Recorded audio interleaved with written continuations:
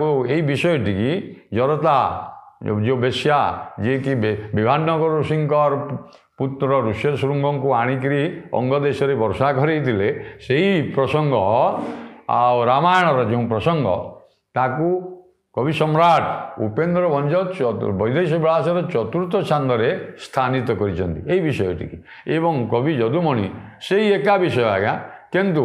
कविर निजस्व मौलिक चिंता अच्छे ना तेणु कवि ताकू तृतीय छांदे राघव विलासर तृतीय छांदे आलोचना कर आसतु वर्तमान राघव विलासर तृतीय छांद अर्थात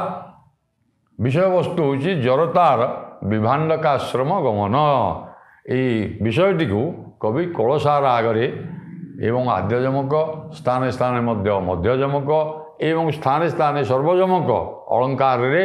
मंडित करी अलंकृत करी ए काव्यर जरता उपाख्यानटी अति रमणीय कर।